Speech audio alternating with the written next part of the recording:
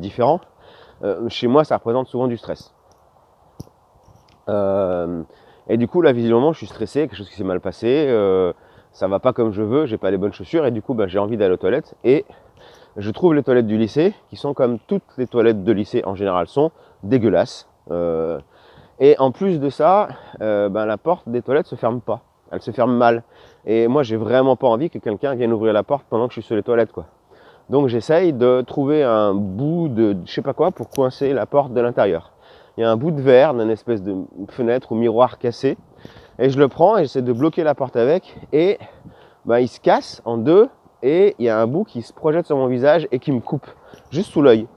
Et du coup, j'ai une grosse blessure là et ça pisse le sang.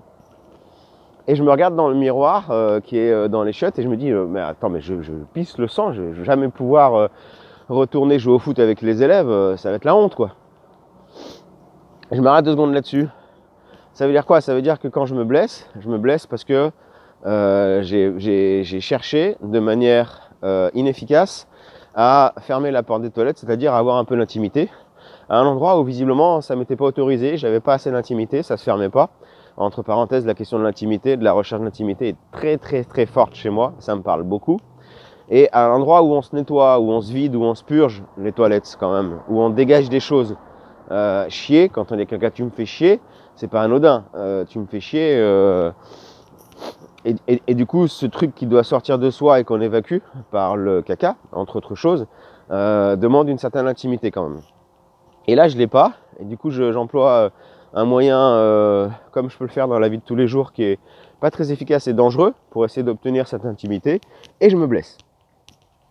Et c'est quoi ma réaction quand je me blesse? C'est pas j'ai mal, mince, j'ai même pas mal dans le rêve. C'est qu'est-ce que les gens vont penser de moi? Donc toujours le rapport aux autres, rapport extérieur-intérieur, avec l'extérieur qui compte presque plus que l'intérieur. Et ça c'est quelque chose qui me parle beaucoup. Toujours pareil. Comment est-ce que des fois je fais passer l'image que je peux renvoyer de moi avant l'idée que je peux me faire de moi en propre. Et du coup là ça me dit encore une fois, regarde, déjà quand je me blesse et que je pisse le sang dans un rêve, c'est pas anodin. Et donc là encore une fois le message est assez fort de le sang représentant l'énergie vitale qui coule puisque ça pisse le sang, et du coup il y a une fuite quelque part, quoi, ça va pas dans mon équilibre moi et moi les autres, il y a un truc qui va pas, qui fait que je perds trop d'énergie.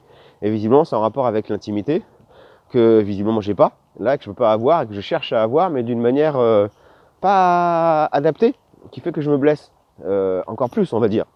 Donc il y a un truc là qui va pas. Et que je comprends bien dans ma vie de tous les jours, hein, vraiment. Et dans mon métier. Voilà. Et alors, je pourrais continuer le rêve, parce qu'il y a encore plein de choses qui se poursuivent après. Mais je crois que vous avez déjà assez d'éléments pour mieux comprendre comment travailler sur vos propres rêves, avec ces différentes hypothèses de travail que je vais vous redonner maintenant pour pouvoir finir la vidéo. La première hypothèse, du coup, c'est qu'un rêve est un message, un avertissement, quelque chose qu'il faut que vous compreniez.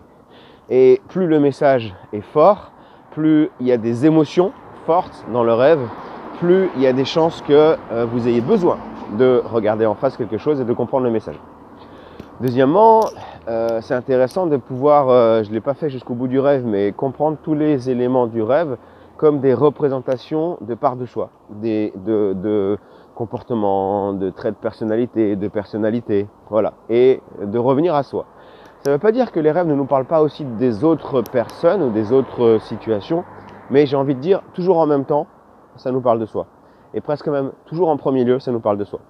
Là, vous avez bien vu différents exemples dans l'analyse du rêve. Et puis troisièmement, du coup, le fait que ce qui soit important, c'est pas forcément de savoir si votre interprétation est juste, mais si votre interprétation vous éclaire actuellement sur certaines problématiques, certains déséquilibres dans votre vie qui doivent être vus pour pouvoir être corrigés, nuancés, améliorés. Et j'ai envie de vous dire pour finir, ce que j'essaie de vous montrer aussi, même si là je fais le travail devant vous, en fait ce travail-là d'interprétation, je ne l'ai pas fait tout seul, hein. Moi je suis accompagné aussi d'une personne qui est aussi mon maestro par ailleurs, et qui m'aide à mieux comprendre mes rêves. Du coup ce rêve-là, on l'avait on l'avait travaillé ensemble, entre autres. Et puis j'en ai discuté ensuite avec un ami aussi. Voilà. Et puis cette nuit, il y a d'autres éléments qui me sont venus de compréhension de ce rêve-là. Tout ça pour vous dire, ce qui est cool dans l'analyse et l'interprétation des rêves, c'est que vous pouvez faire le travail vous-même, que vous pouvez mieux comprendre vos rêves par vous-même, mais quand même, c'est vraiment intéressant de pouvoir vous faire accompagner d'une personne. Ça peut être soit de votre entourage, mais il faut qu'elle soit un, bienveillante, et deux, un peu compétente quand même, soit d'un thérapeute ou n'importe quoi, qui vous aide à mieux comprendre le rêve, parce que souvent les choses qui sont les plus grosses dans les rêves, on les voit vraiment pas. On les voit vraiment pas. Et pourtant, elles sont grosses comme des montagnes. Et moi, je passe mon temps, quand j'accompagne des gens dans le travail d'interprétation de leurs rêves, dans des séances de philothérapie. C'est pas mon seul outil, mais c'est un outil que j'aime bien en ce moment. Je passe mon temps à leur dire, mais regarde ce truc-là. T'as vu ça dans ton rêve? Et souvent, c'est les trucs les plus énormes, les plus bizarroïdes, qui sont les plus significatifs, mais la personne ne les voit pas. Et quand elle te raconte le rêve, tu peux pas, toi, dire, attends, t'as rien vu là? Regarde, je te montre. Et donc, c'est vraiment intéressant de pouvoir faire ce travail à deux, le travail d'interprétation des rêves, d'où l'idée du dialogue, à deux raisons. Voilà. Et encore plein de trucs que certainement je vous ai dit dans mon rêve et que vous avez vu gros comme une patate et que moi, j'ai même pas vu. Et que vous pourriez me dire d'ailleurs en commentaire si vous avez envie, regarde ce truc-là là, dans ton rêve, c'est pas, non, tu l'as pas vu ça. Voilà. Tout ça pour vous dire que si vous voulez en parler de manière plus approfondie, vous pouvez me joindre, je suis là et je peux vous accompagner si vous voulez, moi ou quelqu'un d'autre. Mais travailler sur vos rêves, c'est vraiment quelque chose d'intéressant dans votre économie psychique. Économie, du grec oikos nomos, l'ordre dans la maison. Pour faire l'ordre dans la maison, pour faire le ménage, c'est intéressant.